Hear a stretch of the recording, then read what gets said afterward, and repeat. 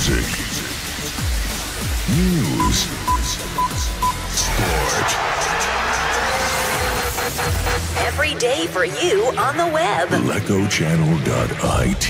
The Blue Light Blue Radio.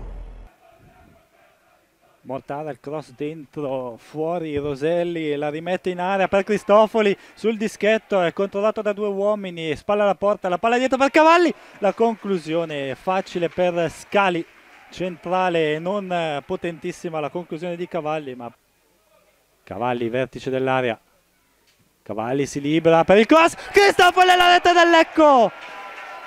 No, c'è un fallo probabilmente perché la bandierina non si è alzata. Non si alza la bandierina, ma c'è il fischio del signor Perri. Compagnone, Cavalli, tre quarti, Bertani, il tocco verso Cristofoli, la palla di ritorno, Bertani, il controllo, c'è il tocco di mano, un abbraccio largo a terra di Toscano. Rigore non assegnato ai blucelesti, ma che appariva netto. Lele potrebbe anche addirittura provare la conclusione, ma vediamo, invece cerca lo schema verso Mureno, la battuta deviata in angolo da Giacomoni. Parte la palla dentro, nuovamente angolo, anzi no, Cavalli la tiene e va il cross. Scali non arriva e c'è la rete del Lecco. Luoni, uscita a vuoto, papera di Scali e Luoni ne approfitta di testa sul secondo palo. Il Lecco assegna al 38esimo.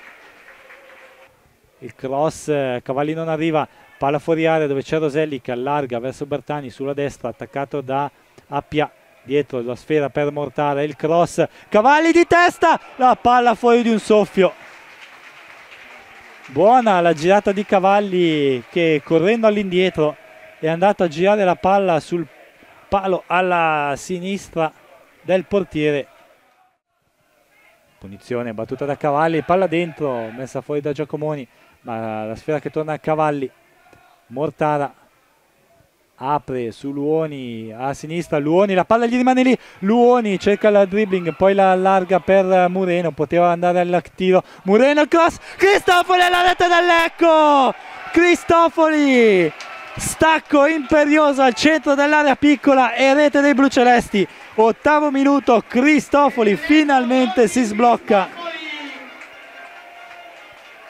Un cross di Mureno, Scali questa volta non si è avventurato nell'uscita alta e Cristofoli si è sbranato l'avversario andando a concludere di testa. Siamo sulla destra con Bertani, sopravanza Cavalli, Bertani libera un po' di spazio per lui, il servizio sul secondo palo, Cristofoli di testa. Questa volta la conclusione fuori dallo specchio della porta, comunque Scali sembrava controllare.